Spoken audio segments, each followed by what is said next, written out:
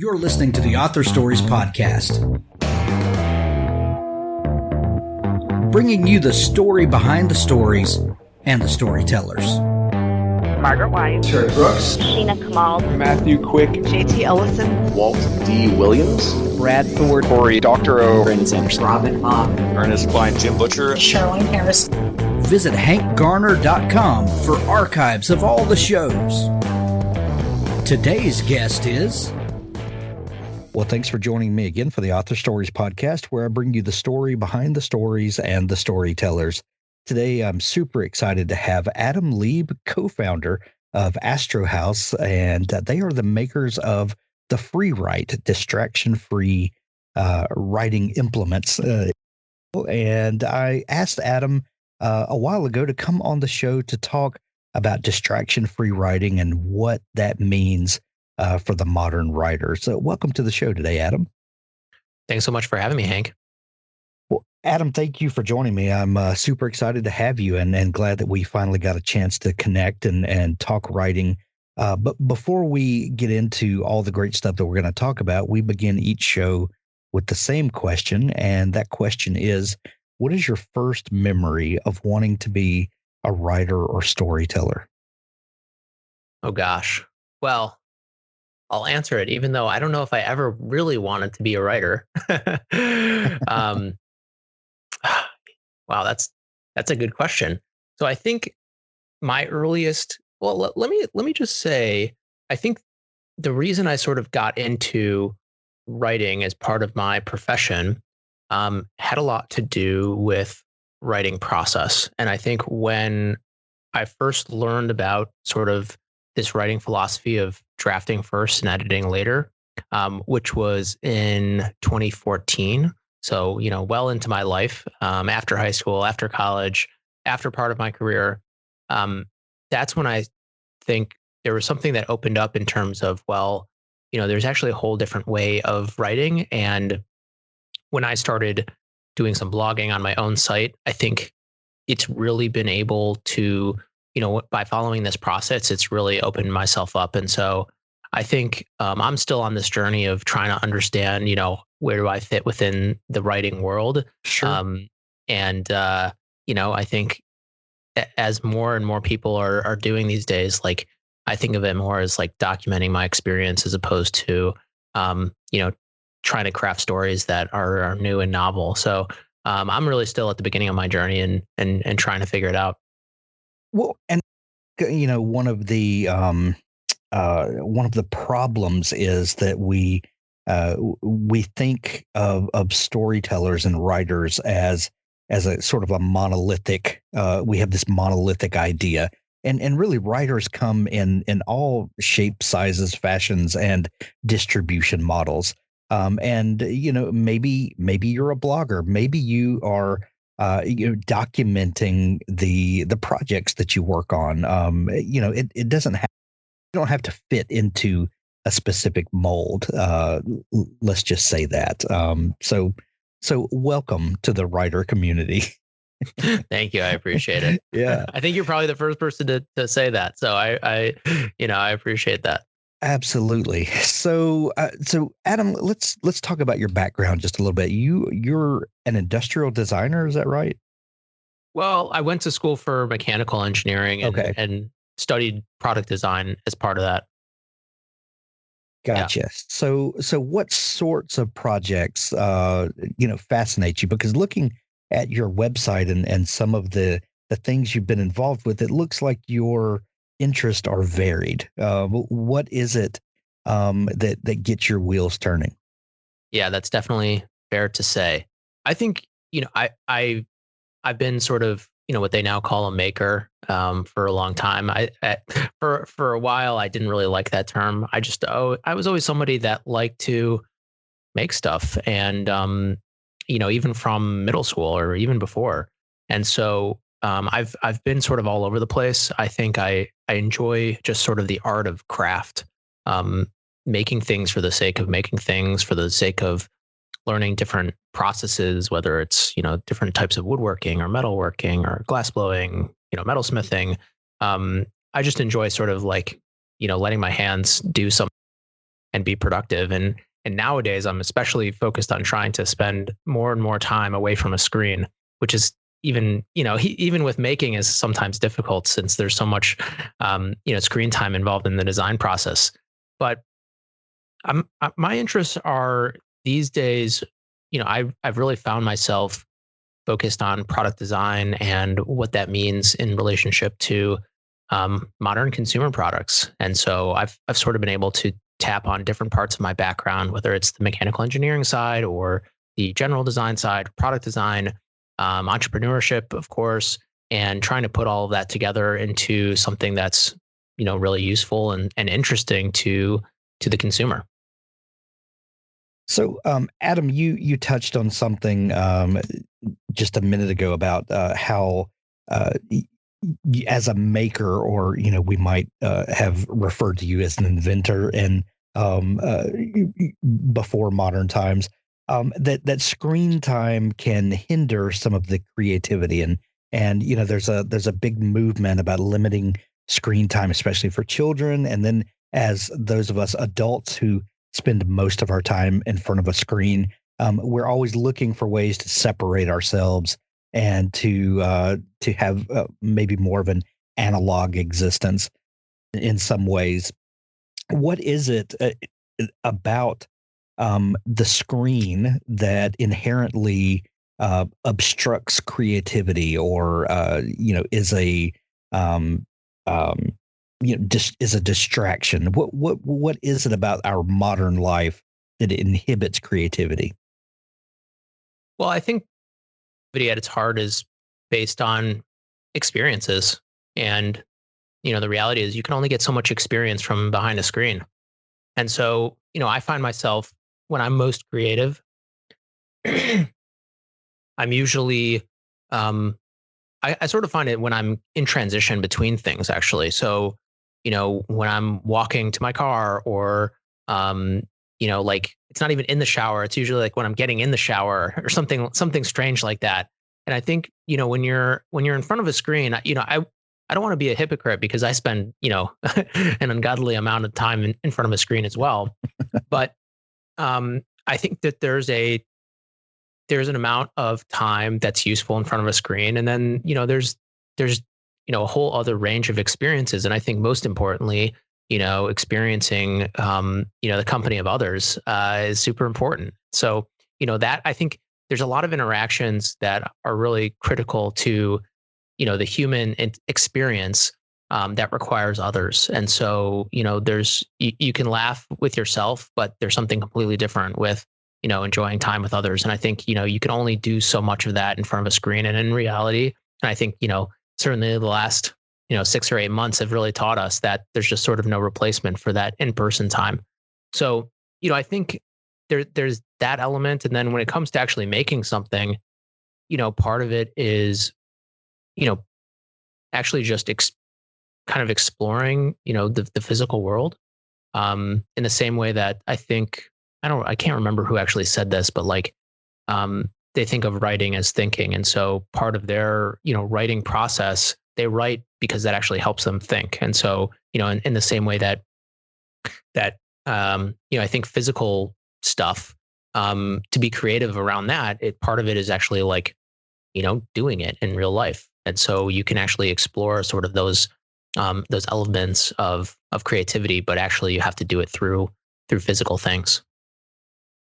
So at some point, you realized that there was a need for writers to remove themselves from the distractions that now plague us. And I oftentimes feel like such a hypocrite because my entire business that I run is only due to the internet and only due to modern computing and the advantages that brings us. Yet as a creative person who got into this business because I love writing, I understand that the thing that enables me to do what I do is also a barrier. So at some point you realized that people were struggling with this, and you came up with a prototype that I think was originally called the Hemming Right. have that history right. So yeah, the start of this project really came out of a conversation I was having with a friend and acquaintance at the time. We were sitting across from each other in an incubator in Detroit, and him and I were actually just both working on separate projects, but found ourselves talking about writing process. And he was actually telling me about some distraction-free software that he used on his computer. And the thing that was interesting to me was that the software disabled the backspace key, which I thought it seemed to be a bit extreme. I'd never heard of such a thing. And it then led us, though, into a really interesting discussion about writing process and about distractions and about, separation of the creative from the critical mind, and, how I would have been served probably by having this sort of process if I had known about it earlier.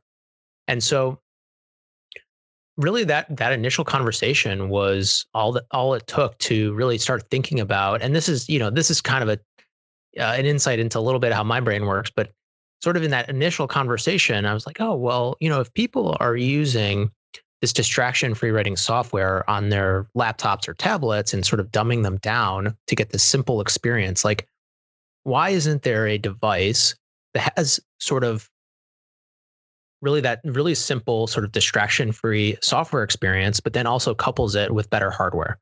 And so at the time, I was really into mechanical keyboards, and I'm a huge fan of the Amazon Kindle. And so there were just these different elements that were just kind of at my fingertips in terms of like putting together something that I thought was compelling. We had this idea, in that first conversation to sort of combine these different elements, a mechanical keyboard, an e-ink screen, and then also thinking about, well, if this is going to be sort of a creativity-minded drafting machine, like how would we be easily able to shift from the drafting process to the editing process? And so, we were thinking about using the cloud, and really, if we could sort of combine the best elements of these things, we could draft on this device and then edit later on our computer. And so, and to do that, we would have these like seamless backups going to the cloud through a Wi-Fi connection. And that was the original. I mean, really, literally in the first conversation, like that was the original concept. And I want to reemphasize, this was just an idea. It wasn't like, oh, we're going to take over the world with this new product. It was like, hey, this is kind of a fun concept. I think that there's a lot of elements here that are fun and interesting and sort of innovative, but I don't know. I don't know if this is commercially viable. I don't know if this is, I don't know how hard it would actually be to make, but we kind of just left it there for a little while. And as luck or unlucky we would have it, both of our other projects that we had been working on sort of were stalling out. And during that summer of 2014, I sort of went back to Patrick and said, hey, like, this idea has really stuck with me. I think it would be really fun to put together. Do you want to do it? And we kind of had a good blend of skill sets. I wanted to get back in the shop, so I sort of had that like physical hardware side, and he's a software developer. So we sort of had the key components to put together a prototype, and we used a hardware competition as sort of our skeleton to create milestones and deliverables. And that was it, really. We put it together and put it out on the internet, and it went viral, actually, much to our surprise. Like, we really didn't expect it at all. I mean, I think we thought it was cool, but that doesn't mean anything, really. I mean, most people think their stuff is cool, and then they put it out and nobody cares. And so, and I had done that before, so I knew what that felt like. But with this, we put it out, and it wasn't instantaneous, but it got picked up once, and then it got picked up a second time, and then it then did sort of catapult into this like viral press round through October and November of 2014. And through that experience, we just thought like, okay, like people are super excited. We had over 100,000 people come to our, little one-page WordPress website. Maybe we can, turn this into a Kickstarter. And we did that, and we launched it December 10th, 2014. And, much to our excitement, we raised about 200,000 in the first 20 hours, and we're very, very quickly off to the races. Papyrus Author was designed and developed with the modern writer's needs, wishes, and preferences in mind. From big structures right down to tiny details, every single feature of our software has been carefully and meticulously crafted in collaboration with authors. Take charge of your writing with the author interface, which gives you access to different elements of your story, such as characters, backgrounds, and narrative structure. Move sections of your writing seamlessly in the navigator and evaluate the complexity of your text with our expert style and readability analysis. Never worry about losing progress with automated backups. With Papyrus Author, you can be your own writer, editor, and publisher. The world of writing is about to change. Papyrus Author, the word processor for authors, has arrived on the international stage. Unrivaled in its scope, it is the first software suite to unite every single step of creative writing. The vision behind Papyrus Author is to empower everyone with an idea to turn it into a great book for free. A word processing core that matured for over 10 years at its foundation, Papyrus Author goes beyond the text with its intuitive organizing layers for story, characters, notes, and research. The powerful style and readability analysis help raise manuscript quality. The inbuilt publication capabilities take the book directly to the reader with ebooks, docx, and print-ready PDF. Visit papyrusauthor.com to get started today. Authors, I have a fantastic new service to tell you about. It's called PubSite. PubSite is a service to help you build your very own website, your home on the web, where you can promote your work and give your fans a place to connect with you. PubSite is a website platform that allows every author, regardless of budget, to have a great-looking professional website developed by the book marketing professionals at FSB Associates. PubSite is the new, easy-to-use DIY website builder developed specifically for books and authors. Whether you're an author of one book or 20, or a small publisher, PubSite allows you to build, design, and most importantly, update your website pain-free. No need to be dependent on a designer or webmaster to make a small but costly change to your website. Save the money and do it yourself. PubSite is the best platform for authors because it's a book-centric platform. PubSite was built just for authors and small publishers. Every design, feature, and layout is book-centric. They have customized designs for you to use. It's easy to build. No coding or HTML is necessary to create a stunning, professional-looking website with all the features you want. Get a custom domain name, yourname.com. It's simple to update. You can add all of your books, add a blog and a book tour, sell from any retailer, manage your email list and social media, and even do e-commerce. Build your website with a 14-day free trial, then pay just $19.99 per month, which includes hosting. And we offer packages starting at $499 to set up the website for you. Pub-site.com, the place to help authors find their home on the web. So the first product, the Freewrite, it is a mechanical keyboard that just above the keyboard is an e-ink screen, and we've all kind of become familiar with the e-ink screen in the Kindles, like you mentioned. And then there are a couple of like toggle switches, one to the left, one to the right. And then I think there's a physical power button at the top, and that's it. That's simplistic, yet kind of everything that you need for drafting. What was first off, were you surprised by the reaction that you got to this, and what was it about this kind of revolutionary, trip back to the basics of writing that resonated so deeply with people? Yeah, I was surprised. I think I was more surprised that so many people had, maybe negative things to say. I think we always want to have, positive reactions, but then, there were a lot of people that saw the concept and thought, what kind of crazy people would want to spend money on something to help them stay focused when all they need to do is just turn off their internet connection on their laptop. And, I think it's, you have to remember, this was back in 2014. People were mindful back then about sort of what their experiences were with distractions, but it was definitely not the same as it is now. Now we definitely we don't get those kinds of reactions quite so much anymore. People tend to understand, especially younger people, actually, which was a bit of a surprise as well, that we're sort of ruled by our devices and by these social media companies, and if we don't manually do it, then we'll just be a slave to them, basically. And so now there's on both iPhone and Android, there's all these different tools to help you limit how much time you have on each of the apps. And again, back then there was none of that. It was just a nascent conversation. And so we thought it was cool. Again, like, it had a very provocative design, which was obviously very purposeful. It was very feature limited, which was also by design. And that also sort of bucked the trend in terms of consumer electronics. Like, I still am sort of looking around for a consumer electronic that purposefully has less features, even if they don't cost anything.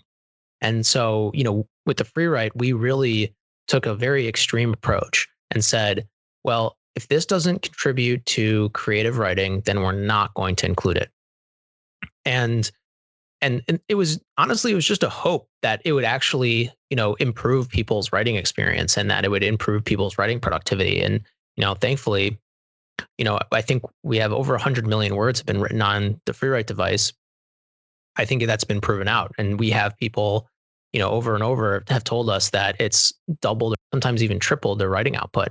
And, again, it's really just the design of the device and sort of people, giving back people their enjoyment of having a single purpose focused device just for writing. So there have been single purpose focused writing devices for ages. They're called typewriters. Right. And, you put a piece of paper in, you type it, and then what you type is what you get. And that's it. But because we're in 2020 or in 2014, when you started envisioning this device, we do live in an internet connected world. And the whole reason people migrated from typewriters to computers is because it saved a whole lot of time. And in editing and, just the collection of pages into text files and things like that. So, you have the opportunity to merge these worlds. And so, how do you take the best parts of a typewriter with the best parts and the distraction-free parts of having an internet-connected life? Like, what does living in the 21st century enable this device to do that a typewriter can't? Yeah, and this was a fun part of the design process because we really came into it blind. I didn't know. I wasn't a writer. I'd never written a book or anything, longer than a college essay. And so when we started talking to writers, one thing that I've found out was that every writer has some form of process where they're trying to remove distractions. And those processes vary widely. I mean, some people, there's famous stories of, George R.R. Martin writing on an old DOS machine, or Jonathan Franzen using an old Dell laptop that had no Wi-Fi card, and he even put glue in the Ethernet port. Right. So, I mean, there's all these kinds of stories with people, but there's also people that they use the distraction-free software, or they go on writing retreats, or they write in their closet, so that nobody can find them and that it's quiet. So I think one thing that I learned was that it's not that this sort of distraction-free process is new. It's just that everybody has their own form of it, and they all sort of use either what they're used to or what works. And even, as part of that discovery, I was also very surprised to hear how many people still, longhand wrote things down. And I can't even imagine that. I mean, I think if I wrote a page or two, my hand would start to cramp and I would probably stop writing altogether. But, what we heard from a lot of people is that they would prefer to use a typewriter, or they prefer to longhand, but it's either uncomfortable or they knew that they would eventually have to retype it, which was a big mental hurdle for them. And also just, a lot of additional work. And so I think when we thought about the typewriter, it was like, not about the typewriter. When we thought about the Freewrite, we thought about, okay, well, how can we make this as streamlined, as worry-free, as simple as possible, but we also get the benefit of having digital documents that are in your computer and you don't have to do anything with them. They're just there. And so that's really what the fundamental, sort of guiding principle is. I mean, even something as simple as like putting the power button on the top, like I wanted it to be something that you can just push as you're sitting down and you don't even have to like search for it. It's very in your face. All of the interface is in your face of the Freewrite. And it's there to sort of encourage like comfort with the device. And in the same way that a typewriter is really never doing anything mysterious. And I think a lot of times like our computers kind of do, like people put a lot of mythology around like how computers work. And so even though our device, the Freewrite, is actually a full-blown computer inside and it's running like quote unquote an application and it has a lot of stuff that's going on that's the same exact thing as a modern computer, it's actually so simplified and sort of managed so that when somebody uses it, it feels like this like almost like dumb simple device that also syncs to the cloud. And that was really the entire intention. It's like, let's just take away sort of all of the ambiguity of how this thing appears to work, give writers that comfort, just like they had with a typewriter or sort of like an old word processor in the same way, and allow them to also get the digital documents out of them. And that's really how we thought about it. So Adam, you've had a few years for the product and the ideas around the product to mature. And you've gotten, some buy-in and some feedback from the writing community. And, when this thing first came on the market, I remember it was a huge splash and people were talking about it. This is going to revolutionize and get people back to the basics of writing. And there are a lot of kind of high-minded ideas around this device. Well, when the device shipped and started getting in people's hands and people started putting it to actual use, what have you noticed from the writing community and from what kind of feedback have you gotten from people? Are people using this on a day-to-day basis? And are you seeing many long-form pieces coming out of a device like this? Yeah, like I said before, we have over 100 million words have been written on the devices. We have people that use them every day. We've had a handful of people that have written over 1 million words. Wow. Themselves on the device, their own device. We even had somebody that wrote 1 million words last November, which I still is like, it's hard to process. And he wrote, insane. Of course, he of course, having written 1 million words, he wrote a very long blog post and wrote quite a lot about writing that much. So he probably wrote, another 100, 10,000 words about writing 1 million words. And so, yeah, I mean, it's a real professional quality writing tool that thankfully a number of writers have found to be a critical part of their writing process. And I think, I don't know. I think what we've learned is that, over time, I think the idea of having a separate tool has become, a little bit more mainstream, a little bit more understandable as, more and more of our lives are pretty much revolving around our tablets and laptops. And, that's everything. And so if we really want to get our writing done, like sometimes we have to take, a little extra step in doing it differently. And so I think what I've learned about the Freewrite is that there's sort of people that get it and there's some people that don't. And that's totally fine. I think especially with the Freewrite, it's a very specific tool for a very specific writing style. So, and in terms of actually being niche, I mean, it's not even just like a general purpose writing tool. It's a drafting tool as part of the writing process where you draft and edit separately.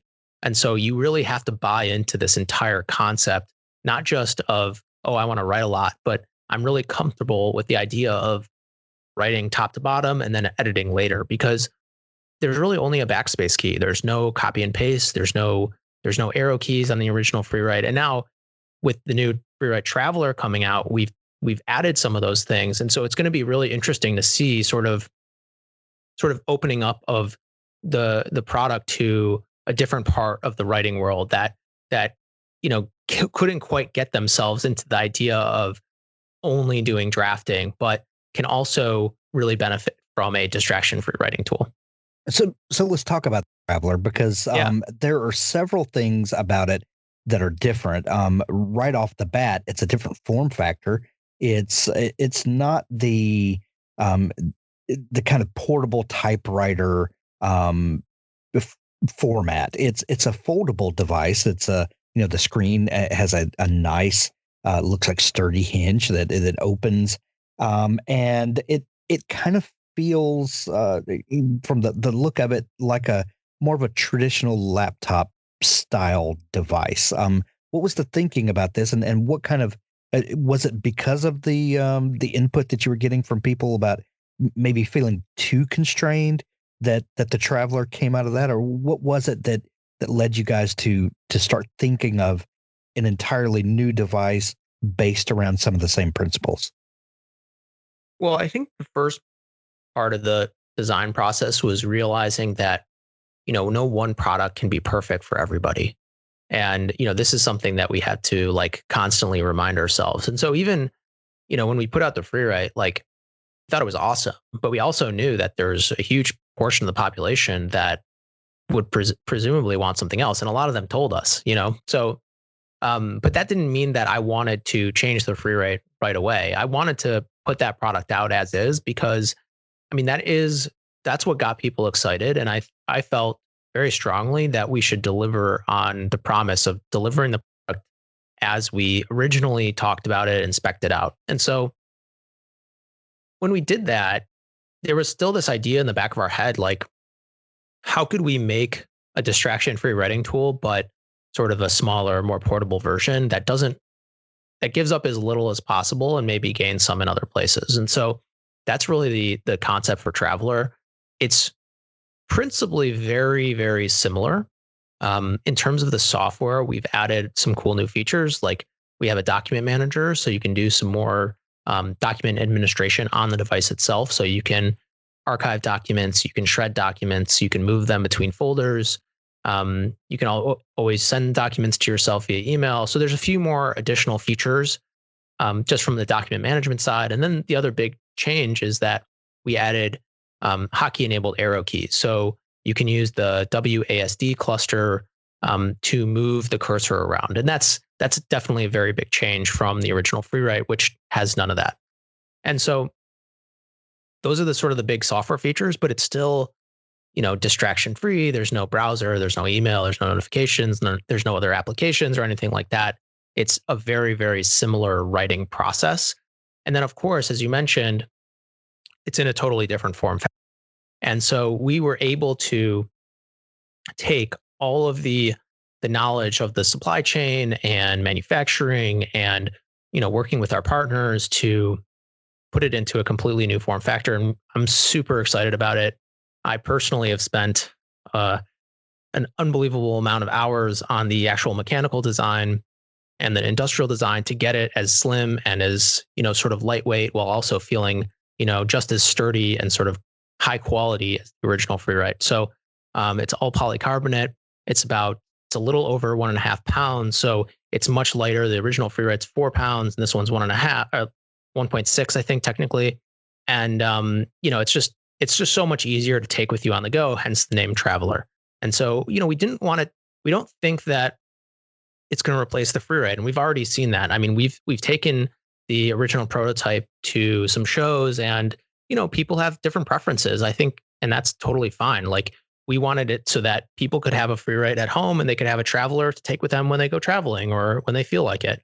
And I think that's sort of the benefit. You get this distraction-free experience. All your documents still go to the same place. And, it's all in the same ecosystem and you can, work wherever you feel inspired. So that's really where we came up with the Traveler. And, 2 years since we launched it on Indiegogo, we're really, really excited to finally start shipping in this month in October.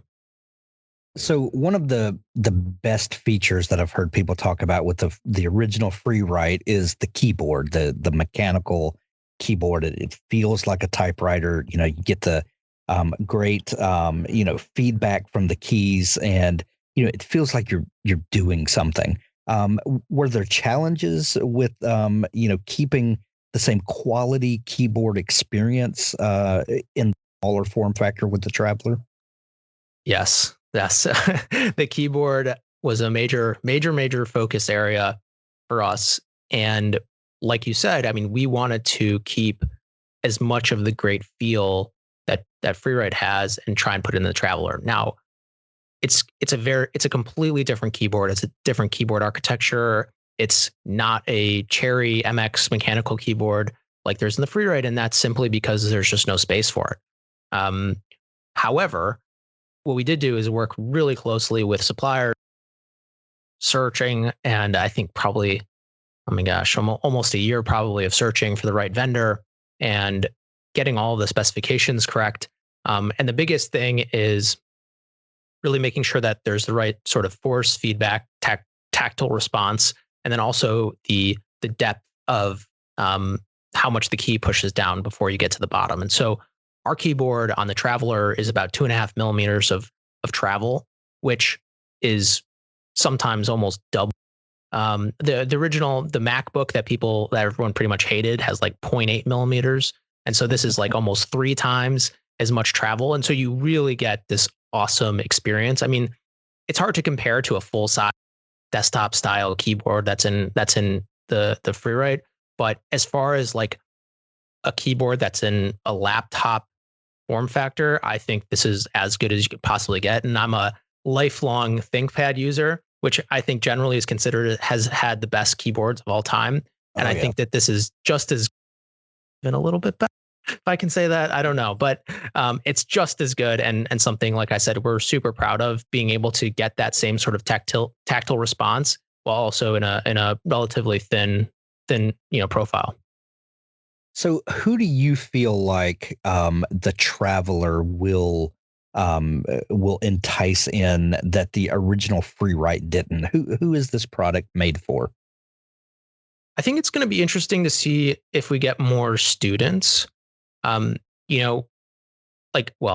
is kind of a strange time. Normally students are going to class and, taking notes there and are doing a lot more traveling. Now, I guess it's a little bit different, but I think it will be interesting to see if there's a lot more students. I think, with the Freerite, I'd say that, the big cluster of customers are sort of what I would call professional or aspiring professional writers. So these are people that typically have published before and, they already have a writing practice. Whereas with Traveler, again, like it's not as opinionated as Freerite is when it comes to sort of this drafting process. I mean, it really is at its heart a drafting tool, but because now there's arrow keys, like it does sort of open up to other writing processes. It's also much smaller. So, for people that didn't feel like maybe they didn't have like a dedicated space for writing, this is something that's a lot more amenable to, maybe you have a small apartment or you want to be able to write outside all the time. I mean, this is just something that's much more portable.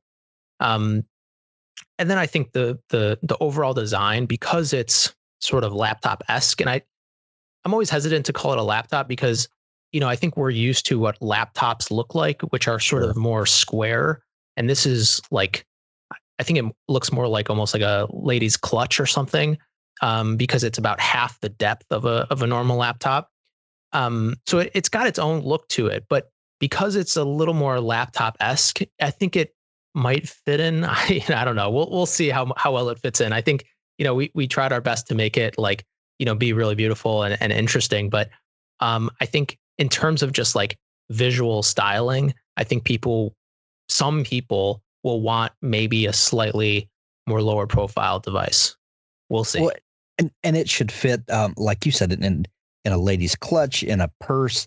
A lot of us carry a backpack with us just about everywhere we go now. I could see this just sliding so easily into a backpack or a briefcase. there's almost no excuse not to have your writing device with you at this point. Exactly. And that was the other thing, is just for myself, when I wanted to, write my own blogs or, take a lot of notes, like I wasn't going to take my Freewrite on a plane to China and, write on it, at our factory. Whereas the Traveler is perfectly suitable. It's small and light enough that I think it's like just below that threshold where it's like, yeah, I'll throw it in, like, no big deal. And so I think I'm really hopeful, especially as people travel more, that this will just become part of their traveling kit. So, Adam, you mentioned that the Freewrite is out, available, has been for a couple of years, but the Traveler will be opened up to general consumer purchases very soon. How can people get their hands on the Traveler? Yeah, so Traveler has been on pre-sale for a while now, and we're still running. Depending on when you hear this, we're running pre-sale pricing that's running at a very significant discount. On October 27th of this year, we are going to be launching, which means we're going to start shipping regularly. So we have devices that are coming off the factory line in Asia, and after the 27th, we are expecting that we'll be sort of shipping regularly. So there'll be no more wait. That's the goal and hope. Yeah, and if you want to find out more, I would suggest everyone to go to getfreewrite.com/traveler. Again, that's getfreewrite.com/traveler to find out more information. Excellent. We'll put links to it in the show notes of this episode to make it easy for people to find. Adam, I'm intrigued to see what this opens up for the writing community, and I look forward to the books that come from the Freewrite Traveler. Thank you so much for taking time to come on the show today. Thanks for having me. I really appreciate it. Do you want to get paid to write stories? Do you enjoy collaborating with other talented storytellers? Do you want to work completely remotely and set your own hours? Relay Publishing is looking for writers and editors to work on fiction projects across a range of genres, from thrillers to sci-fi, fantasy, and romance. The Relay process is extremely collaborative, in the same vein as a TV show's writer's room. If you're a story geek, then you'll be on a great team. There are 7 ghostwriting positions and 10 editing positions currently available. Please go to www.recruitment.relaypub.com. That's www.recruitment.relaypub.com for more information on how to apply. Join a great storytelling team today.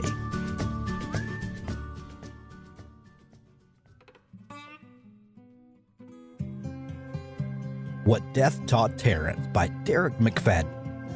Life is a journey. So is the afterlife. At the end of his life, Terrence McDonald must discover its meaning, or he'll be banned from the afterlife forever, and his soul will cease to exist. Join Terrence and those who love him on a poignant and unforgettable journey through a life at once wonderful and harrowing. Learn what Terrence learned. See what Terrence sees. By this provocative story's end, readers may even learn a thing or two about themselves. See why people are saying things like, Derek McFadden writes with an insight few can match. If you like the works of Mitch Albom, I think you'll find What Death Taught Terrence a worthy addition to your library, and the reading of it a life-affirming journey. I found the story immediately immersive, and it stuck with me long after I finished. What Death Taught Terrence by Derek McFadden, on sale now.